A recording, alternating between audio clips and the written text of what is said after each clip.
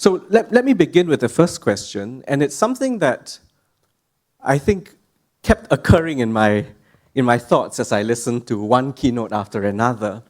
And it's really a question about the status of AI as an object of social scientific inquiry, right? And each keynote seemed to have a different view about what AI means for them in the broader stretch of social science research, right? And what I mean by this is, should we and do we think of AI as something uniquely different to be studied by social scientists? Or is this kind of yet another thing that social scientists bring their research skills to understand? We're clearly in an AI moment, right? Not because AI is new. AI, as we know very well, has been around in various forms for decades. But it's new in the sense of having a very serious, sustained, and global attention being paid to it.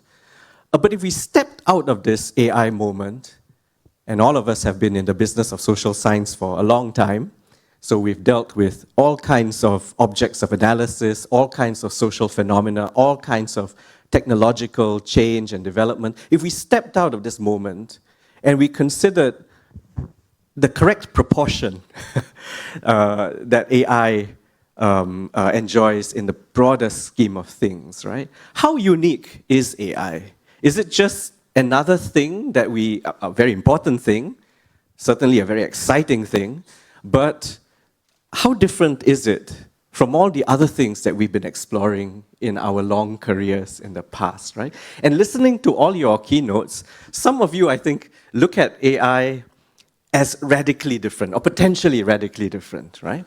And you bring to bear the methods, the assumptions, the theories, the methods that are traditional, but also it seems to me, you're thinking about how we could evolve the social sciences in such ways as to address what is genuinely new about AI.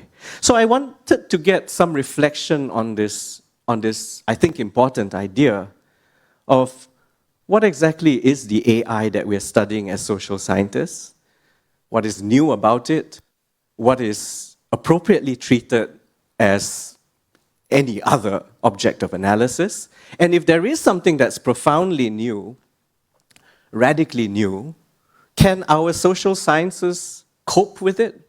Or do we have to make adjustments? Do we have to find new theories, new concepts, new methods, new debates, new ways of framing the question? So an open-ended question, and I throw that over to anyone who has a view about it. And I welcome anyone's input on that. Who would like to start? Please, Shyam. All right. That's a large question. Very large. But let me take a crack at it. One of the things that AI does very well is reflect us. So unlike previous communication technologies, it's not simply a medium of communication or a way in which we transmit information, but rather it's a mirror of society. So there have been these exposés lately from Bloomberg, for example, or Washington Post, which show that when you do a search on a generative AI tool, especially some kind of an image search, saying, give me a picture of CEO, give me a picture of a doctor, give me a picture of an architect, and then give me a picture of social worker, of janitors, of dishwashers. There is a systematic pattern that emerges. The pictures that these generative AI tools return for CEO, architect, doctors, and other high-paying professions tend to be predominantly white. They tend to be predominantly, Western. They're not, and then they tend to be predominantly male. Just to keep two things here. Whereas if it's a janitor or dishwasher or social worker, they tend to be predominantly brown or black, and they tend to be predominantly women. So in some ways we say, oh, AI is biased, or AI has a fairness problem. But in another way to look at it is to say this is how humans have been for generations. And essentially, the AI is trained on a corpus of generations and eons of human data, and it's reflecting our baked-in biases. So in that respect, I think it has great social scientific value for us, those of us who are in the social sciences, as not simply a tool or a different medium of communication, but as a way in which we can interrogate who we are as humans and we have been, and whether it's something that we like or not. So we look ourselves in the mirror, and AI provides that mirror. So I think that's a very different way in which AI is different from as a technology from other previous technologies. Fantastic. That's such a useful way of thinking about AI. So studying AI is really studying ourselves as humans and all our biases and all our mistakes and errors. I mean, if we ask AI to say, give me an image of a panel of people who are experts on AI, they might throw up a picture of all men on stage, for instance. Absolutely. So, I mean, it tells us something about our blind spots, right? It tells us something, and that's certainly a worthy way of reason for analyzing it. John, you had something to add to that. Sorry, Homero. Homero, you go first. Yeah. I completely agree with what Shyam just said. So I'm going to try to add to what he said, and I will divide your question into two sections. The first section is about how social scientists, we approach the study of this, and whether or not we have the tools, and epistemologically, whether or not we are prepared to study this. I think that we have an extensive kit tool, and we've been doing with any other medium phenomena that has been thrown to us as a society. We've been able to address it to some extent, and that will continue to happen. But as for the second side or the second level of your question, I am very pessimistic. The more I study this, the more I come to the conclusion that we are at great peril. That's my take. We are, sorry? We are at great peril. Okay. Yeah. A dystopian view. Very dystopian, and I'll try to make a little argument as for that, not only based on the recent research that I just presented, but other things. If I think that our use, if we interpret AI as a disruptive mechanism onto society at all levels, we've seen it in many of different types of research that we've done, but in the entire society, any field in society, you can start to observe the disruption level of AI. But right now, as I was putting in the beginning of my presentation, I think we are in the infancy of what AI is. And the capabilities of level of autonomy and how autonomous they are, it's very little. Right now, it's like a little pet that we have. But as machines will start to continue to train machines, which I think will be a very plausible step next. Why we will have to code the machine if we all thinking as humans the machines are doing a great job and they're unbiased, and we're already realizing that we're biased. So the next logical step is to say to the machine, you will do a better job training the next generation of machines than us, and it'll be less biased. Yeah. So as those things start happening and integrated into society, my take is that we as a society will interpret AI to be more autonomous and powerful, and that we need it. And ultimately, the impact of all those steps, in my mind, is very pessimistic. I mean, this is such an amazing point you're making, right? And I'm thinking of your presentation, the democracy without humans, right? And as you were describing this situation, what came to my mind was a very classical idea, which is the Hobbesian social contract, right? That individuals, humans, don't trust each other. Life is miserable, it's brutish, it's warlike, because we simply don't trust one another. So what is the solution? The rational solution in that particular situation was to contract our authority onto a third party, right? And give so much power to that third party that they could force us to be peaceful, force us to be collaborative, force us to be harmonious. And that became the basis of liberal philosophy and liberal politics, right? So as you were describing this, now you call it pessimistic, I actually had a rather optimistic view that it is possible to force us to be freer by some reasonable measure of trust in AI as a neutral third party. But of course, as we know, liberal structures also collapse very easily. So how do we think about this kind of symmetry, right? It's a new Leviathan, let's call it that. I'll reply very quick to that one. Okay. Yeah. And I'd let Matthieu to continue. It is very interesting, and I'm all for hearing diverse views that contradict my own view, which is exactly what I need. But I think if we go down that path, ultimately, as you said, we might generate a system in which, a societal system in which, or by which AI may control us and indicate to us what's the right thing to do. But if you analyze that, it eliminates the degree of free will in humanity. And ultimately, it'll be a machine telling you, do not eat the donut because it's really bad for you. And the next step will be, do this, do that. So in the end, it might end up reducing the level of agency in humanity and in humans. I agree. So that's why I think it's a very slippery slope. But Yes, so it's not just a practical, technical solution. It actually disempowers us in terms of how we understand and practice agency, potentially. Thank you. First, John, because you had your hand up. I'm sorry about that, and we'll come to you. Yeah. Are you going to follow on? I'm going to follow up. Oh, perhaps then you should go. Would you mind? No, Okay. not at all. Okay. So it's very interesting what you said. Actually, your question was central, and I want to go back on it and then jump on Homero because there's a connection. So you said, is artificial intelligence a thing right now? So I think we need to step a bit further, step a bit back, because what we are studying now, artificial intelligence, is not a thing. What we are studying now is an epiphenomenon, and it is a step in evolution. So artificial intelligence is not the final step, especially not what we have now. We are moving to a world when we have human, augmented human, and artificial human all interacting together. And it can be very pessimistic. That's why social science is important. Because our job now, and the our is everybody here in this room, is to provide society with the tool so that we can incorporate this next evolution of mankind toward artificial human in a positive way. Because if we don't do anything, then I will cry with Homero.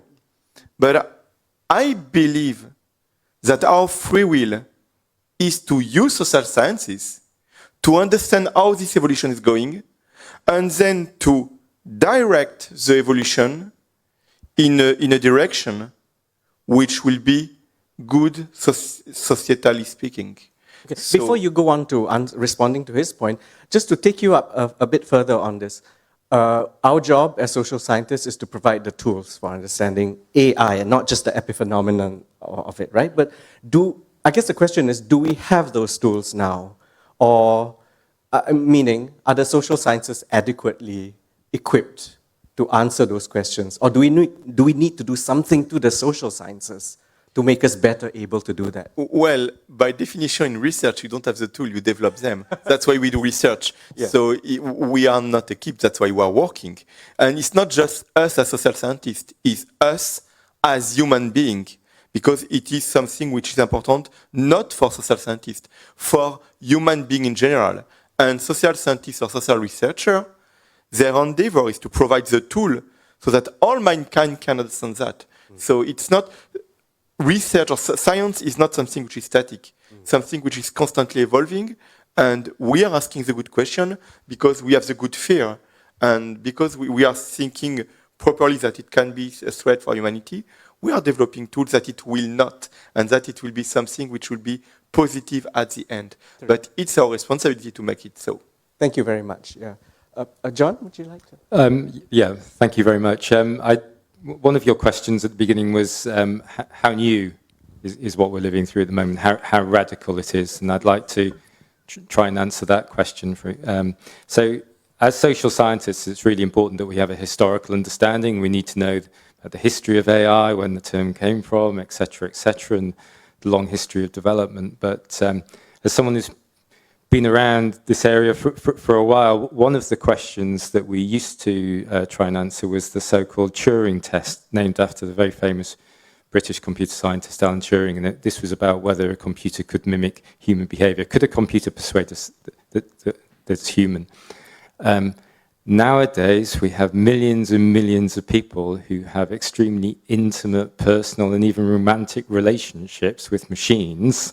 Yeah. So the Turing test, the Turing question, no longer applies. It's almost as though we've moved into a different phase of development, and for that reason, I would say we're at a radically new phase. The role of social sciences, absolutely central. But it's got to be through collaboration. And a recent report that I was reading was actually something from Anthropic, because they produced their own research, which was on alignment. And they were talking about how can we sort of cap the behavior of LLMs to avoid potential sort of harmful consequences of human-machine interaction, such as bad consequences for mental health. But they were using an incredibly narrow concept of what the human good was, for example, and it was informed really. And if you have a background, at the look of the people working for Anthropic doing this research, they all had maths and computer science backgrounds, and they had a very impoverished conception of the human good. Yeah. And I think it's our role as social scientists to work with computer scientists, maths graduates, to introduce more comprehensive notions of what the human good might consist of.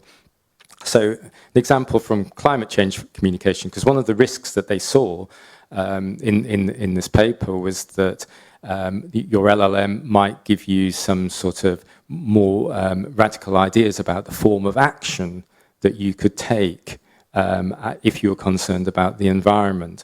And they recommended that the LLM be capped, so it would encourage people to, say, have a boycott of companies that engaged in lots of environmental harmful behavior. Or they suggested that we write an article for a newspaper about it. Yeah, that was their conception of the human good and what human agency could be. There was no mention of, say, political action. Or voting or engaging in civil society organisations or anything like that. So if as social scientists we leave the field to computer scientists, then we'll find that they work with really quite an impoverished conception of the social good.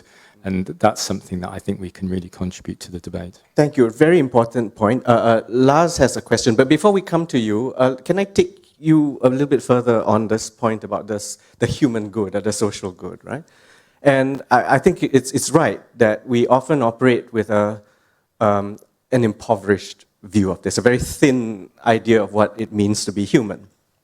And often a very idealized, romanticized idea as well, which is also sometimes not helpful, right? Because we do know that humanity is capable of some of the most sublime ideas and expressions, but at the same time, some of the most debased actions, some of the most destructive, some of the most harrowing things that we see, that history shows us.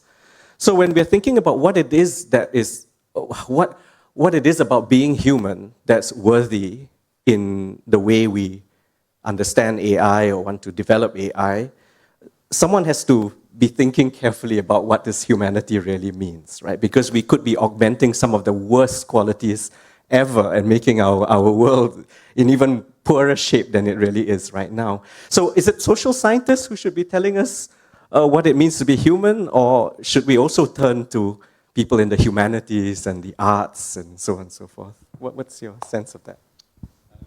Yeah, well my view is that philosophers have got a lot to say about this. So my idea of the human good actually comes from Aristotle, and this idea that reason, the exercise of reason, is the highest human good, and you fulfill your potential as a human and increase human flourishing through the exercise of reason. But that's a particularly Western concept of the human good. It may well not be universal, but that's something that humanities scholars and social scientists can raise as a question. How universally are these conceptions? Because that's important to answer if we want to answer the question. Absolutely. Whether AI is good for humanity. It's like, well, do we have a shared conception of humanity and the human good? So it's not just a limited understanding or a selective understanding of what it means to be human, but it's also one that could be broadly acceptable in a global, cosmopolitan, diverse a world that we live in, where different geo-academic spaces will have, or geocultural spaces will have very different views about what it means to be human and what's valuable about that. So that's a very unsettled debate. And Extremely unsettled, yes. Okay, fantastic. Lars, you want to come in? So this is a call to more interdisciplinary and transdisciplinary research, basically. What I wanted to add was, I think that the 8, keynotes were a good lineup in showing how social scientists tackle this issue, and they have something to contribute to this. But what I keep thinking of, and I don't have an answer for that, but it keeps on coming up in my mind, is that we focus on this, and I guess we agree that this is very disruptive and we have to investigate that. But we're still using somehow the same tools that we used before. We haven't really, I mean, obviously some of us are working with LLMs and so on, but we haven't really gone deeper than that. And what I'm thinking, for instance, is... Sorry, when you say we, you mean all of us? Many of us. Many of us. Many of us. Yeah. I would never say all. So for instance, AI is changing so rapidly in so many different ways that as a social scientist, it's quite difficult to keep up with that, to be informed about everything, but then also to put this into your methods that you use. For instance, just a small example, but I was showing data from 23 and 24, and within or between those 2 years, we actually had to change the questionnaire because some items weren't just working anymore. And then what about long-term trends? Can we still do that? Or how much do we have to adapt every time we go into the field? And now it's 26, we're going to run this survey again. I'm not sure how much of it we can still use that was in there originally. And that's something we have to think about. So that's the tools, but then it's also the whole way we do science. It's about our conferences, about papers we publish, which oftentimes takes forever. And with AI developing so rapidly, we also need to think about the whole way science is done and how to get our messages out. And maybe we also need to become more rapid in that way. But I don't have an answer how this would work. Just wanted to let me take that further and possibly in a slightly different direction, right? So we seem to be, I mean, we're probably faster than lawmakers and regulators, but we're still kind of behind the curve as the technology evolves and its ramifications on society spreads. So you're calling for more speed, perhaps more scale, perhaps, and that's in a sense. In a sense, you're saying something about how we do social science, right? In a sense, it's also maybe a comment about methodology. And I wanted to just kind of get your reactions, everyone here, to a claim that we often hear about methodological shifts in the social sciences. And it's sometimes said, is it not, that the focus on AI, the intensity, right, or focus on AI, has also pushed our discipline towards, very rapidly, towards computational methods or data extensive and data intensive analytical approaches. And some people, of course, will celebrate that because there's a lot to be gained, speed and scale, right, in getting our message out more quickly and in a way that's more convincing and more evidence-based. But others may find that there are also losses if we move in this direction very rapidly and very wholeheartedly. And therefore, there might be things to be concerned about, nervous about, or at least we need to be mindful of these methodological shifts. So my question for you to reflect on, anyone, is, first of all, is this an accurate observation that the field is moving, hurtling towards computational approaches and sort of very data-centered approaches? Is that an accurate description of what's happening? And if so, how do you view the gains and losses that come with such a development? Do you celebrate it, or are you nervous about it? Anyone? I'm happy to take a shot at that, and I don't think that there is a sort of a hoarding towards one approach. In fact, in my view, if anything, the current wave of AI developments has invited a real and wide range of approaches to studying the phenomenon. I think one of the key things that the current wave is asking us to do is to have a little bit of boldness in terms of saying there are societal challenges that come as a consequence of AI developments. And we are, as social sciences, in a very inclusive, so let's call it as social sciences and humanities, in a position to lead some of these inquiries and offer propositions that can be tested with us in the lead.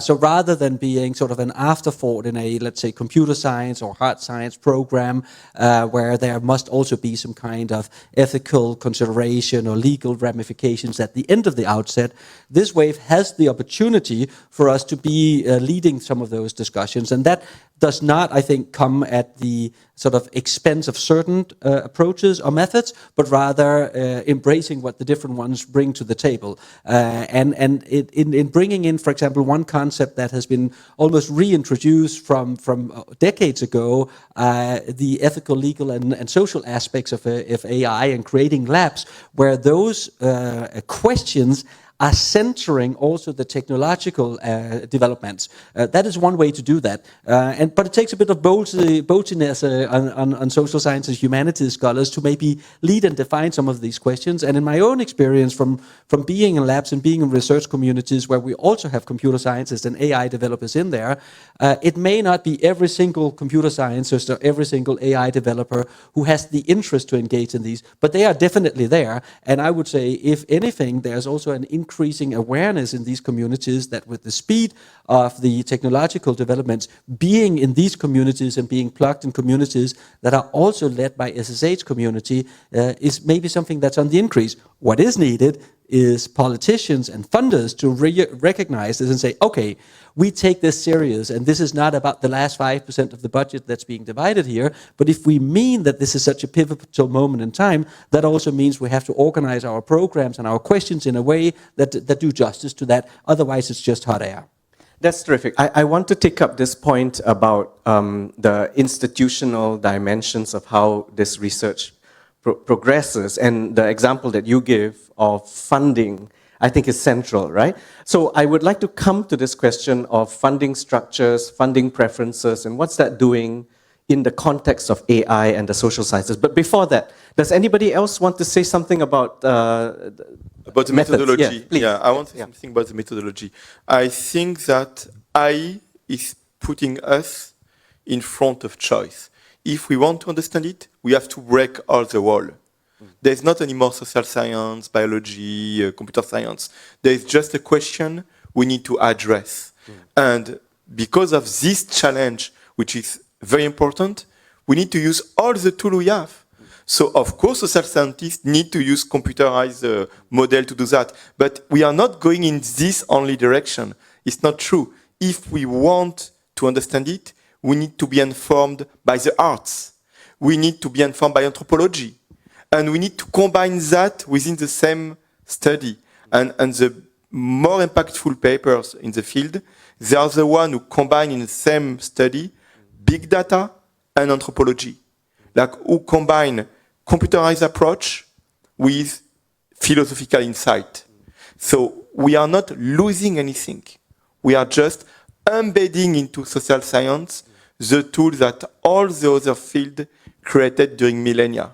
That's what we need to do. So everyone has something to bring to the table, and our approach here is possibly not a multidisciplinary one, and it's possibly not a transdisciplinary one, but an interdisciplinary one, where there is a sense of interdependency. None of us has the answer completely, but we depend on other modalities, other toolkits, other assumptions, disciplinary assumptions, to come together in some interdigitized way so that we can actually have a complex rather than a homogeneous kind of one-dimensional answer to a complex question. Interdisciplinary. Okay. Right. Homero, yeah. Thank you.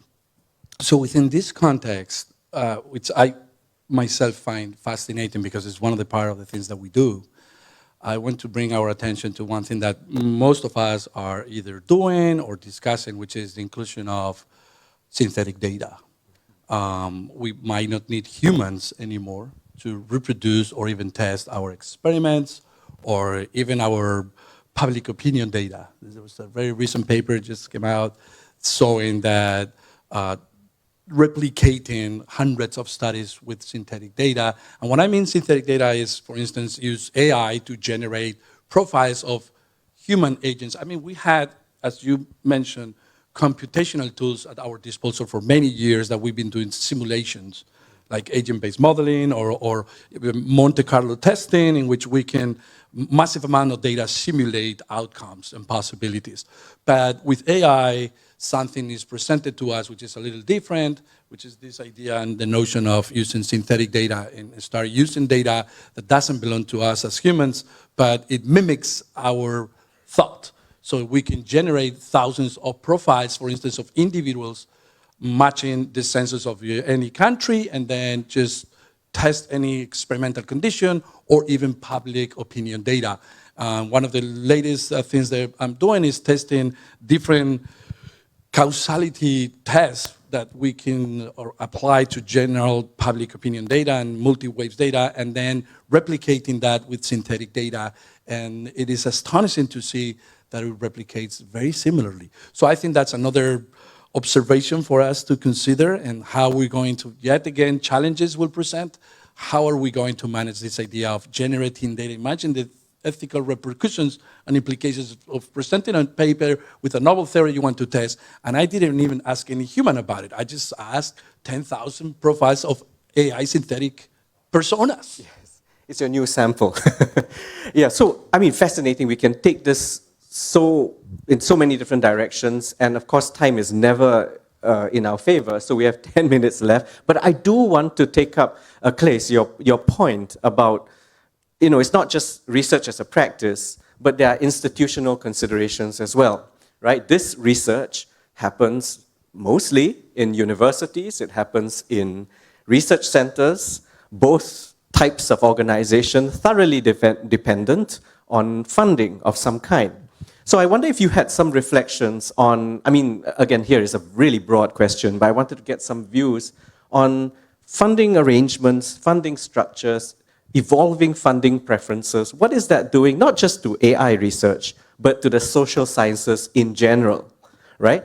And maybe related to that also, how are universities themselves responding to these new funding imperatives in the sense of how they think and practice appointments, promotion, tenure, hiring strategies, these kinds of questions, right? That are sometimes invisible in all of this, but they are extremely significant. So anybody, especially if you haven't had a chance to speak yet, that would be... Okay. Thank you. Thanks for the question. And sitting in the role of an administrator who has done a whole career in research and now gone on this side, I often think two things. Like the first fascinating thing about this conversation is oftentimes we are chasing the innovation. So it's feedback loops. So as institutions, we're also chasing ways to respond to this and be agile and to be more available to have creative ways to answer these questions. So obviously institutions prioritize themselves on what types of funding. They'll never match the pace of evolution. So one of the challenges is how you actually can creatively respond to open capacity, how you can synergize across, like, I'm really interested in these creative approaches because social sciences it's never going to be predictive or informative. It's going to be informative in responding. So as a university, what are you going to open up? What creative ways are you going to be able to respond to this process to allow for institutional agility, to allow for pedagogy and creativity? And I think that's more in the way that you think about combining structural forms of support and funding alongside of really novel ways to intervene in this, beyond any specific method, like what Homero was saying about like how much we can go forward with one type of data collection. As an institution, I'd be interested in combining that with Emerson's expertise in performing arts. So we had an initiative in creative and critical AI studies that was all about performance. And that combined with the data, to me, would create things that perhaps, institutions can lead.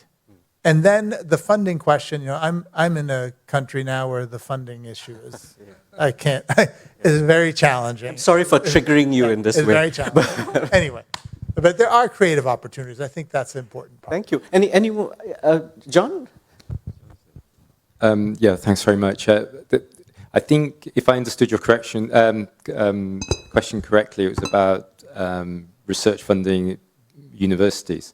I guess the point I'd make that a lot of research in this area now is financed by corporations, and often they have significantly greater levels of funding than universities and indeed entire research councils. So I do quite a lot of work for the Economic and Social Research Council in the UK, which funds social science research. Yes. Our budget is a very, very small fraction of the Engineering and Science Research Council, which funds computer sciences and mathematics and engineering and things like that. But their funding is minuscule in comparison to the amount of resource that's being put forward by Microsoft and OpenAI and Anthropic and all of these huge organizations. So a lot of very interesting research is happening there, but it might not be disinterested research. It might be motivated. I would be a little bit surprised if those scientists came up with arguments for having an AI pause, for example, and still continued to work for those organizations. So I would suggest that as social scientists, we engage with computer scientists, but computer scientists wherever we find them, whether they work in the corporate sector or for universities, but always with a certain sort of sense of working out why certain positions may not be disinterested and might be motivated as well. But in terms of speed and capacity, I think that's the only way forward. Right. So doing all of that, but retaining the capacity for critical thinking. And independence. I think one of the things that we can do as social scientists is have this sense of disinterested, independent, critical research. Fantastic. Thank you. Did you just have a quick follow-up to that? Yes, please. It seems the tide is turning in terms of the credibility of research with AI, and we have some data recently that we collected that shows that people trust industry research more than they do academic research because AI pace of development and expertise is much higher in industry, so compared to more traditional areas. And so if you look at just the last year's Nobel Prize winners, the Nobel Prize for Physics was for an AI scientist who worked his entire career in the industry. The Nobel Prize for Chemistry was a Google DeepMind researcher, right? So they are making progress in the basic sciences in ways that are unprecedented. And so in some ways it's sort of changing the whole notion that basic science happens in universities and then the industry takes that basic science and applies it. But instead, a lot of the research labs that are adjacent to industry settings are the ones innovating really with AI. Yeah, so, well, Geoffrey Hinton worked for Google and all these sorts of stuff, Nobel Prize winner. And yeah, so a lot of really good research happens in these corporations, and it's often contested within as well. And people leave and come and all of those sorts of things, and we read all about the stories. So some very, very good research happens. In terms of speed, one of the impressive things about computer science, including people who work for corporations, is the use of pre-publication and archive pre-publication, and that's a tradition which we haven't got so strongly in the social sciences. So if we really want to pick up speed and address fast-moving issues, perhaps a greater pre-publication strategy for peer review as well is the way we should go. Down with peer review. Well, I wouldn't say down with peer review, but have the archive approach is that you publish and then you can get feedback from a wide variety of peers rather than simply a couple of who your journal editor selects. Yeah, we have so little time, and I wish I could ask Matthieu to comment on the journal scene in terms of just the speed of getting things out at a suitably high quality, still maybe finding different models of peer review so that we can get our research out more quickly. And more widely? Is that something you can answer in a minute? If you have 4 hours, maybe. If not, it's going to be... I will just say one word, and that is extremely challenging.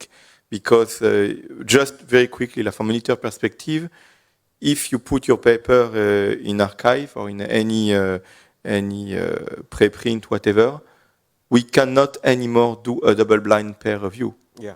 So if it is one of my paper, and it's openly one of my paper, I dare any young reviewer to reject me, because he will be afraid of consequences, which are not going to happen, but still. So if we cut the possibility of doing double-blind peer review, we endanger the quality of science we publish. Because big name will publish, like Homero will publish as much as he wants. Zhong will publish as much as he wants. But young researchers are not known, they won't be able to publish groundbreaking ideas and stuff like that. So I think it's very important that we keep double-blind peer review, and we cannot if we use preprint. Because it's already out there. So it's a very challenging issue. Yeah. And I understand where it's coming from, because I have the same frustration. But then it's very difficult to be unbiased in what we publish. Understand. That's well taken. Gosh, we have no time. And we're having so much fun on stage that we've forgotten the audience and the questions that they have. Are we able to steal a few minutes to ensure that audience members, is that possible? Okay. So can we get a few questions? I think if you raise your hands, there are people bearing mics, and they'll come hurtling in your direction if you indicate you have a question. Okay, so lots of hands. Perhaps we can listen to about 3 or 4 questions, and then maybe whoever... so just say who you are, where you're from, and if the question is for anyone in particular, and if it's a comment, don't.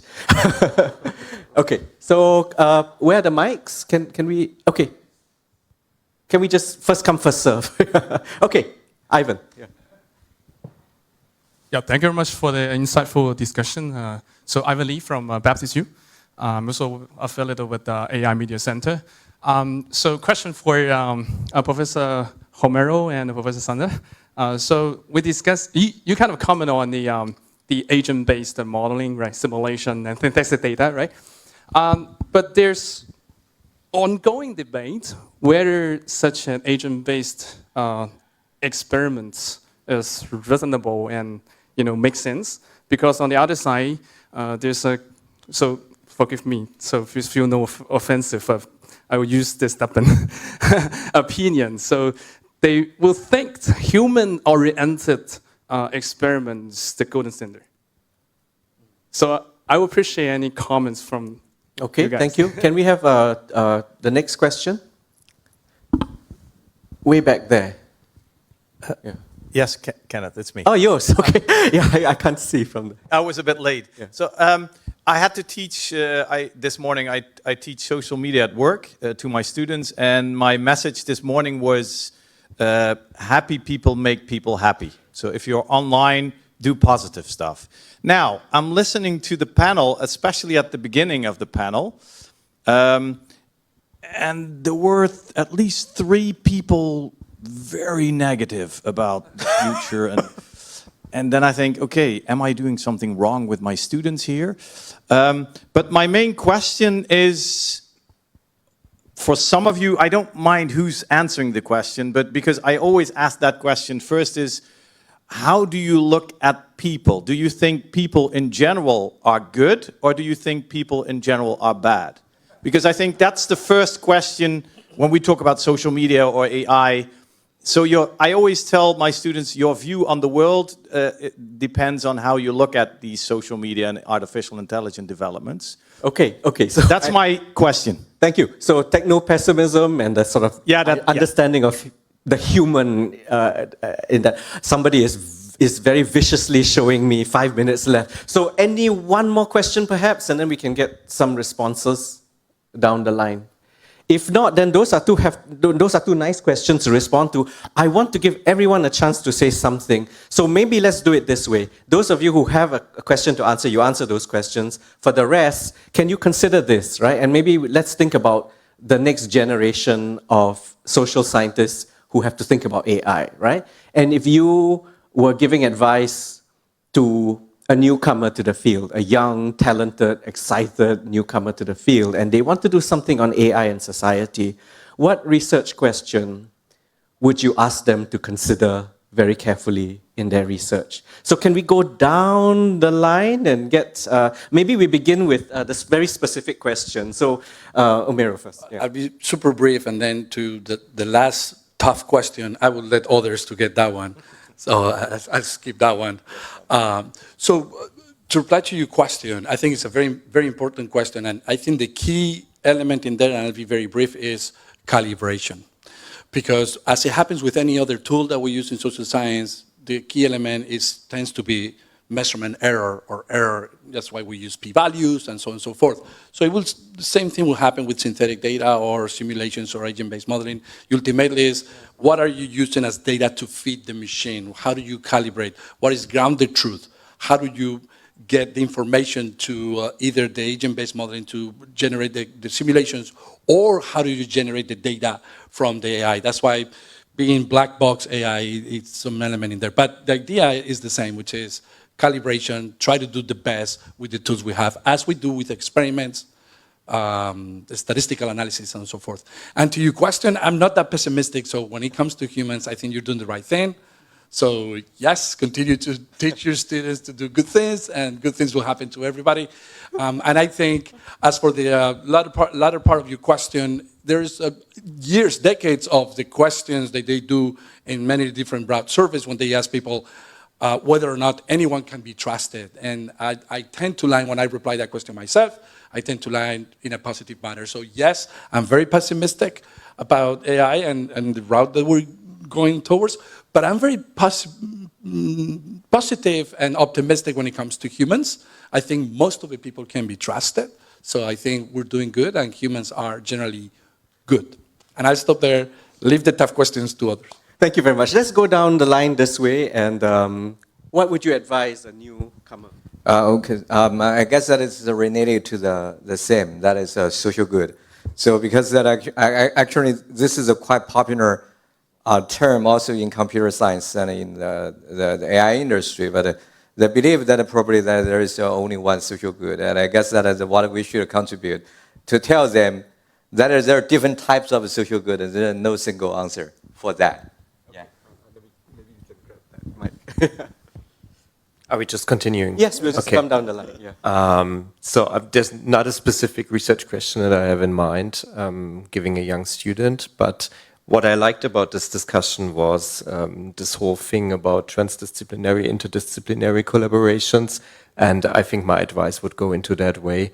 And I see with our master's and bachelor programs, we're actually heading into that direction, and I guess that's something to look forward to. More collaborative across the disciplinary lines. Thank you. John. I've got 3 questions. Okay. The first, no, sorry. They're related. They're interrelated. Part A, Part B, Part C. First question is, what is human flourishing? The second question is, do people's interactions with the machine encourage or detract from human flourishing? And the third question is, if so, why? Thank you.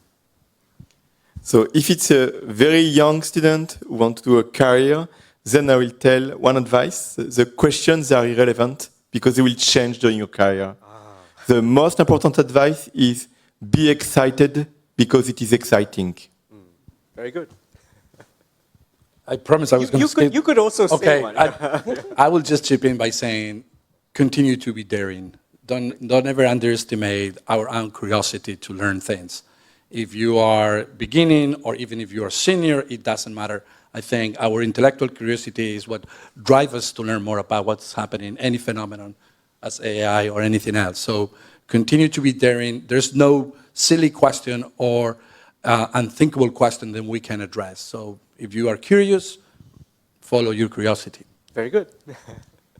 Yeah, I want to echo the first comment, which is that if you can make AI for social good your mission, that would be good. We have a panel on this. We didn't quite cover all the different areas of social good, but issues like social consciousness, social justice, bias and fairness, accountability, transparency. These are all the topics of AI that we need to not only interrogate in terms of trying to understand and, perhaps expose the negative aspects of AI, but also these are fertile areas of development and design. So we can actually show the engineers, as social scientists, we can show the way for them to design their way out of some of these problems or these biases and fairness issues. And so we need to solve some very urgent problems relating to privacy, governance, so many of these verticals under the larger social good and social responsibility elements that I think need urgent attention from the future generational scholars. Thank you. I would say the questions and the challenges we're trying to address are incredibly big, but they all start with very small pieces of a puzzle. And I think that's important when you think about this, because otherwise it's overwhelming. And the one question I would ask is, what human value does your work relate to? Thank you. Just to quickly add to this, I mean, I think I do a lot of work with young people and civic agency. And one thing that I think remains so strong and present throughout all of the shiny new technological evolutions is people's willingness to thrive in proximity with others, connected to humans in pursuit of however they define a social or common good. And that is throughout all the different media experiences they have, find ways to understand those questions of their connection to their physical proximity principle, and the way that that can cultivate agency that might continue across these technological shifts. Very good, thank you. Okay, wonderful. My research is focused on decision making and information processing. So in the age of AI, I have a mixed attitude to what's going on here. So what I say is increasingly more and more people have a default mindset whenever they got some information. That's fake. That's bad. That's like that's a scam. That's a fraud. So my research question will be how, as communication scholars, we could rebuild trust. Rebuild trust, because trust is the cornerstone of human relations. Excellent. Thank you very much. All good things must come to an end. So let me say thank you, panelists. Thank you, audience. It was a blast.